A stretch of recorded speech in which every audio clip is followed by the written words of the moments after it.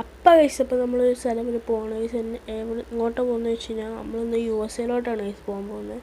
നമുക്ക് അവിടെ ഒരു ജോലി സെറ്റായിട്ടുണ്ട്. നമ്മുടെ ഒരു കൂട്ടുകാരനോട് ഉള്ളതുകൊണ്ട് തന്നെ അവിടെ പോയി അവൻ്റെ വീട്ടിൽ പോയി നിൽക്കാനാണ് ഗൈസ് ഓർക്കുന്നത്. ഗൈസ് അവിടെ എത്തിയിട്ട് കാണിക്കാം ഗൈസ്. ഗൈസ് കൂട്ടുകാരനാണ് ഗൈസ് നമ്മൾ വിളിക്കാൻ വന്നിരിക്കുന്നത്. നീ പഴയ ആളൊന്നും അല്ലോടെ. ഇന്ത്യ ഇന്ത്യയൊക്കെ എടുക്കുകയാണെങ്കിൽ എനിക്ക് സ്വന്തമായിട്ടൊരു ലംബോർഗിനി ഉണ്ടോ, അതെനിക്ക് നീ കൊണ്ടോളാം. എടാ എന്തൊക്കെ പറഞ്ഞാലും ഇന്ത്യ നിങ്ങളുടെ ബെസ്റ്റ്, USA കൊള്ളത്തില്ല. അങ്ങനെയാണോ? വീണ്ടും ഫ്ലൈറ്റ് ചെയ്ത് വിട്ടതില്ല. അളിയോ എന്താടാ? എനിക്കൊരു കാര്യം ചോദിക്കണം. എന്താ? അത് നിന്റെ വീട്ടിലൊരു സൂപ്പർ കാർ ഇല്ലായിരുന്നു, അതിനെപ്പറ്റി നീ എന്തോ പറഞ്ഞായിരുന്നല്ലോ. അത് ഷോറൂമിൽ കയറ്റിയേക്കോളാ, ഇന്ന് രാത്രി തന്നെ കിട്ടും. എടാ അങ്ങനെയാണെങ്കിൽ എനിക്കൊന്ന് ഓടിക്കാൻ തരുമോ?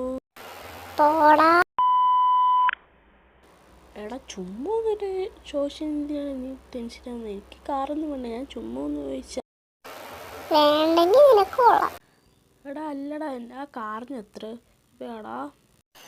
നീ ചെയ്യാൻ പോകുന്നില്ല ജോലി, ആ ജോലി നിന്റെ ലൈഫ് മൊത്തം ചെയ്താൽ കിട്ടുന്ന പൈസയാടാ. അതായത് എത്ര രൂപയാ? 100 കോടി എനിക്ക് വാങ്ങിക്കാൻ പറ്റും. അതല്ലടാ, ചുമ്മാ ഇങ്ങനെ ചുമ്മാ ചോദിച്ചെന്നേ ഉള്ളൂ, വാങ്ങിച്ചിട്ട് തന്നെ പ്രയോജനം.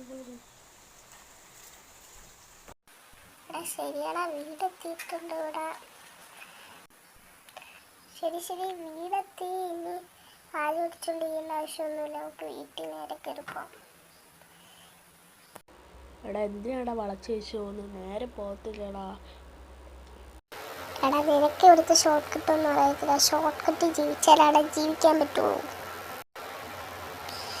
ഞാനിവിടെ കാറ് നിർത്തിയിടാ, നീ നേരെ പോയി. ഏത് റൂമിൻ്റെ അകത്താളാ? എടാ നേരെ വീട്ടിലെ ഫ്രണ്ടിൽ കൂടെ പോയി കഴിഞ്ഞാൽ സ്വിമ്മിംഗ് പൂളുണ്ട്, ആ സ്വിമ്മിംഗ് പൂളിൽ പോയി കുളിച്ചു. ശരിയടാ, ഞാൻ നോക്കട്ടെ ഇവിടെ സ്വിമ്മിംഗ് പൂൾ ഉണ്ടോയെന്ന്. പിന്നെ പറയാൻ പറ്റില്ല, നീ കള്ളത്തിലും കാണിക്കാൻ സാധ്യതകളുണ്ട്. നേരെ സോഫയൊക്കെ ഉണ്ട്. ഓക്കെ, സോഫയിൽ നമുക്ക് ചാടി കയറിയിട്ട് പോകാനും പറയത്തില്ലേ. എടാ അളിയ, അവിടെ കുളിക്കാൻ സോപ്പൊന്നുമില്ല. ഇവിടെ സ്വിമ്മിംഗ് പൂളാടാ, ചുമ്മാ കുളിക്കടാ. ഈ വീടാണോ? ഈ വീട്ടിലാണ് എനിക്ക് മോഷ്ടിക്കാൻ തന്നെ. വീട്ടിൽ ആ സൂപ്പർ കാർ ഉള്ളതുകൊണ്ട് നേരെ ഇരിക്കുന്ന സൂപ്പർ കാർ നേരെ പോയി മോഷ്ടിക്കാം. നമുക്ക് രാത്രിയായിട്ട് വരാം, എന്നിട്ട് നമുക്ക് ഇവിടുത്തെ സൂപ്പർ കാർ കടിച്ചു മാറ്റിയിട്ട് പോവാം.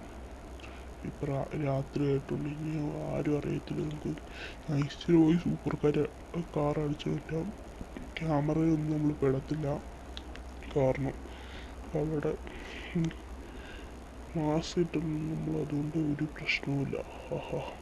ഇനി മറ്റേ സൂപ്പർ കാർ കൈ കിട്ടത്തില്ല. ആരെയാണെങ്കിലും നമ്മുടെ ബോസ് പറഞ്ഞാലും മാത്രമേ നമ്മൾ ചെയ്യാൻ പോകും, അല്ലാതെ വേറെ ഒന്നും ചെയ്യാനില്ല. നല്ലൊരു സൂപ്പർ കാർ തന്നെയാണല്ലോ, കുഴപ്പമില്ല. അതിൻ്റെ ഹൈ സ്പീഡൊക്കെ ഒന്ന് നോക്കാം. നമുക്ക് നല്ലൊരു ഓട്ടോ ഓടിച്ചിട്ട് നമുക്ക് നമ്മുടെ ബോസിൻ്റെ കൊടുക്കാം. ഇനി അത്ര 200 കോടി വരെ നല്ലൊരു വിലയുള്ള സാധനമാണത്. ഓക്കെ,